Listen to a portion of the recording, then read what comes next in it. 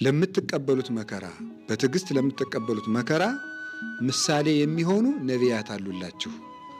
በትዕግስት ለምትቀበሉት መከራ ምሳሌ የሚሆኑ ነቢያት አሉላችሁ ይላል ቅዱስ ያዕቆብ። መግቢያም ምንም ሳልሰጣችሁ ቀጥታ ወደ ትምህርቱ እሄዳለሁ ከድካም ለመጠበቅ። ርዕሳችን ምንድን ነው? የነቢያት ትዕግስት ነው። የነቢያት ትዕግስታቸው። እንግዲህ ነቢያት ባልን ጊዜ በዛሬው ትምህርታችን ነቢያት የምንላቸው ከአዳም ጀምሮ ያሉትን ነው። በሌላ የትምህርት አከፋፈል ከአዳም ጀምሮ እስከ ሙሴ ያሉት አበው ነው የሚባሉት። ከሙሴ ጀምሮ እስከ ዮሐንስ መጥምቅ ያሉት ነቢያት ይባላሉ። መጀመሪያውንም መጨረሻውንም ጨምሮ። በዛሬው የትምህርታችን አውድ ግን ነቢያት የምንላቸው አዳምን ጀምረን ያሉትን ነው ነቢያት የምንላቸው። ከአዳም ጀምረን እንግዲህ እስከ ዮሐንስ መጥምቅ እንማራለን ማለት አይደለም ማለት ነው እንጂ ሁሉ ብንማርማ ብሉይና አዲስ ትምህርት ቤት ገባን ማለት ነው። እሱን ማለት አይደለም። ስለዚህ ግን በዚህ ትምህርት አውድ ነቢያት የሚባሉት እነሱ ናቸው እና እስኪ ሁላችሁ ትዕግስት በሉ። እስኪ ስለ ትዕግስት ቆይ 10 ሰከንድ አስቡ ሁላችሁ። ትዕግስት አለ መጀመሪያ ትዕግስት አለኝ የለኝም በሉ። ሁለተኛም ትዕግስት ግን ምንድን ነው በሉ እና አስቡ 10 ሰከንድ። ትዕግስት አለኝ የለኝም። ትዕግስት ራሱ ምንድን ነው? አሰባችሁ? ስለ ትዕግስት አስባችኋል? አላችሁ የላችሁም? ትዕግስት ማለት ነው ትዕግስት አላችሁ? ትዕግስት እስቲ የለንም የሚል የለኝም የሚል የለኝም የሚል የራሱን ነው። የለኝም ትዕግስት የለኝም የሚል እሺ፣ በጣም ጥሩ። ትዕግስት ምን እንደሆነ እስኪ ያልገባውሽ፣ ትዕግስት ምን እንደሆነ ያልገባው ምን ማለት እንደሆነ በደንብ አውጡ። ትዕግስት ምን እንደሆነ ያልገባው በደንብ አውጡ እንጂ እንዴ! ካልገባችሁ እንደሌላችሁ በምን አወቃችሁ እንዴ? አንድ ሰው እኮ አለኝም የለኝም ማለት የሚችለው ሲያውቀው ነው ነገሩን።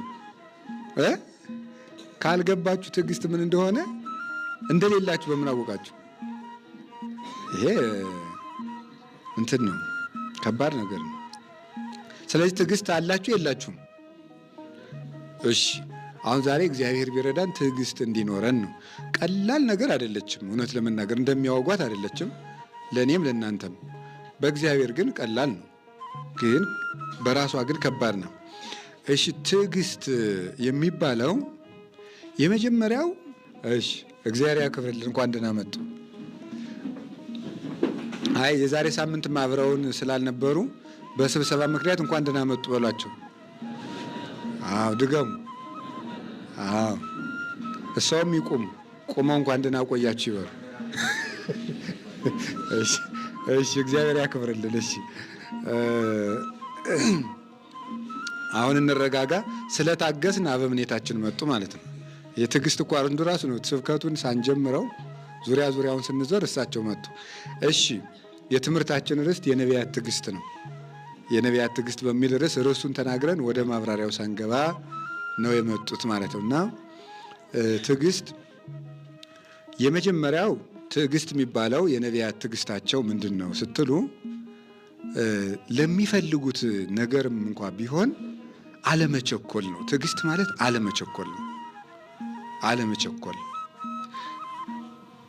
አለመቸኮል ችኩል አለመሆን። አሁን ብዙ ጊዜ ትዕግስት የለሽ የሚባል ሰው ችኩል ሰው ነው። ችኩልነቱን በብዙ መንገድ ነው የምንገልጠው። የመጀመሪያው አሁን የምናየው በነቢያት ትዕግስት ውስጥ የምናየው ለምንፈልገው ነገር ራሱ ችኩል እንሆናለን ነው። ለምሳሌ ሰው እንዴት ይሆናል?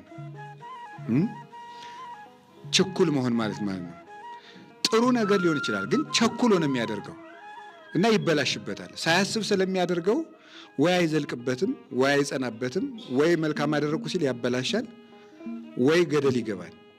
ቸኩሎ በማድረጉ ማለት ነው። ትዕግስትና ዳተኝነት ግን የተለያዩ ናቸው። ዳተኝነት ጊዜን በአግባቡ አለመጠቀም፣ ትክክለኛ ነገር በትክክለኛው ሰዓት አለማድረግ ማለት ነው። ዳተኝነት ማለት በትክክለኛው ጊዜ ትክክለኛ ነገርን አለማድረግ፣ እሱ ዳተኝነት ይባላል። ይሄ እንዲያውም የሰይጣን አንዱ ፈተና ነው። ቅዱስ ጳውሎስ ሰይጣን አዘገየኝ ብሎ ተናግሯል አይደል? ሰይጣን አዘገየኝ ብሏል። እናንተን ላያችሁ እፈልግ ነበረ ለቆሮንቶስ ሰዎች ሲጽፍላቸው፣ ግን ሰይጣን አዘገየኝ ይላል። ማዘግየት የማን ስራ ነው? አንዱ የዲያብሎስ ስራ ነው። ልንጸልይ እየፈለግን እንዳንጸልይ፣ ልንሰግድ እየፈለግን እንዳንሰግድ፣ ልንታረቅ እየፈለግን እንዳንታረቅ፣ መልካም ነገሮችን ነገ የሚያስብል እሱ ሰይጣን እንጂ መንፈስ ቅዱስ አይደለም። መልካም ነገሮች ዛሬ ናቸው። ምክንያቱም እግዚአብሔር ምን ብሎናል? ወናሁ ዮም ዕለተ አድኅኖ፣ የመዳን ቀን መቼ ነው ያለው? ሁለተኛ ቆሮንቶስ ምዕራፍ 6 ቁጥር 2 ላይ የመዳን ቀን ዛሬ ነው የሚለው። መንግሥተ ሰማያት የምንገባበትን፣ ከእግዚአብሔር ጋር የምንታረቅበትን፣ ራሳችን የምንጠቅምበትን፣ ነፍስና ስጋችን የምናስታርቅበትን ነገር የምንኖርለትን ነገር ነገ አንልም። ሁል ጊዜ ዛሬ ነው። የክርስቲያን ዋና ጊዜው መቼ ነው ከተባለ ዛሬ ነው። ዛሬ ነው ጊዜያችን። ስለዚህ አለመቸኮል የሚባለው ግን ከዳተኝነት የተለየ ነው። ምን ማለት ነው? አለመቸኮል ወይም መታገስ ማለት አስቦ ማድረግ ማለት ነው። አስቦ ከነፈተናው፣ ከነትግሉ፣ ከነአክሊሉ፣ ከነውድቀቱ፣ ከነትንሳኤው፣ ከነትርፉ፣ ከነኪሳራው አስቦ መውጣት ማለት ነው። ጌታ እንዲህ ያለውን ነገር ነው በሉቃስ ወንጌል ምዕራፍ 14 ላይ ያስተማረን አይደለም?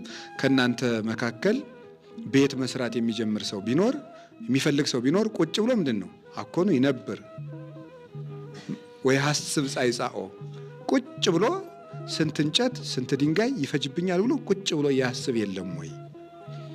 ቤቱን ግን ሳያስብ መስራት ቢጀምር ከዚያ በኋላ ቤቱን ሰርቶ መጨረስ ቢያቅተው ያንን የተጀመረ ቤት እያዩ ሰዎች ይስቁበታል። ምን ብለው? ዝንቱ ብእሲ ወጠነ ሳርሮ ወስእነ ፈጽሞ ብለው። ይህ ሰው ቤት መስራት ጀምሮ መጨረስ አቃተው ብለው ሰዎች እኮ ይስቁበታል። ስለዚህ ከእናንተ መካከል ቤት መስራት የሚፈልግ ሰው አስቦ ይጀምር ማለት ይሄ ነው። ትዕግስት የሚባለው እሱ ነው። ትዕግስት ምን የሚባለው? ላስብበት ብሎ ወር መተኛት አይደለም። ወር ላስብበት ብሎ ወር መተኛት አይደለም። ለመስነፍ ትዕግስት አይባልም። እሱ ዳተኝነትና መዘጌት ነው የሚባለው። ብዙ ጊዜ መዘጌትና ትዕግስት ይምታታብናል። ቆይ ላስብበት፣ ተረጋግቼ ላስብበት ብዬ ነው የምንለው። መዘጌታችን ነው እኛ እና ዳተኝነታችን ወደኋላ መቅረታችን ሰይጣን ያዘገየንን ነው። ግን እያሰብንበት ብልሆች እንድንመስለን ያደርገናል። ግን በትክክለኛው ጊዜ ተጠቅሞ ማሰብ ትዕግስት ማለት እሱ ነው። አለመቸኮል ማለት ነው። ከእናንተ መካከል ጦርነት መግጠም የሚፈልግ ሰው ቢኖር ይላል አይደል? ሉቃስ ወንጌል ምዕራፍ 14 ላይ የአንድ ሀገር ንጉሥ ወደ አንድ ሀገር ንጉሥ በጦርነት እንገጥማለን ብሎ ቢልክበት አለ ቁጭ ብሎ የእሱ ሰራዊት ይሄን ያህል ነው፣ የእኔ ደግሞ ይሄን ያህል ነው፣ ላሸንፈው እችላለሁ አልችልም ብሎ ቁጭ ብሎ ማሰብ የለበትም ወይ አለ ጌታ። አላሸንፍም ብሎ ካሰበ ምን ያደርጋል? ሽማግሌ ልኮ ይታረቃል። ሳያስብ ግን ጦርነቱን ቢጀምር የዛኛው ሰራዊት እጥፍ ነውና ይሸንፋል አለ። ስለዚህ አስባችሁ ጀምሩት ነው። ጦርነት ያለው ምንድን ነው? ቅዱስ ኢዮብ እንደነገረን መጽሐፈ ኢዮብ ምዕራፍ 6 ላይ ምዕራፍ 7 ላይ የሰው ሕይወቱ በምድር ላይ ብርቱ ሰልፍ ነው ይላል አይደል? የሰው ሕይወቱ በምድር ላይ ብርቱ ሰልፍ ነው ይላል። የሰው ልጅ በራሱ ኑሮ ውጊያ ነው። አኗኗሩ ራሱ የራሱ ፍላጎት ይዋጋዋል፣ የሰዎች ፍላጎት ይዋጋዋል፣ የአጋንንት ፍላጎት ይዋጋዋል። ዓለም በራሷ በጠባይዋ ትዋጋዋለች። ስለዚህ የሰው ልጅ የራሱ አኗኗሩ ሰልፍ ነው አኗኗሩ። ለዚያ ተዘጋጅቶ ነው ማኖር ያለበት። ለመነገድም፣ ለማግባትም፣ ለወንድምነትም፣ ለእህትነትም፣ ለጓደኝነትም፣ ለንግድም፣ ለማረስም፣ ለመቆፈርም፣ ለመማርም፣ ቦታ ለመለወጥም፣ በቦታ ለመጽናትም፣ ለሁሉም ነገር ትዕግስት ያስፈልገዋል ነው። ቁጭ ብሎ ማሰብ ይፈልጋል።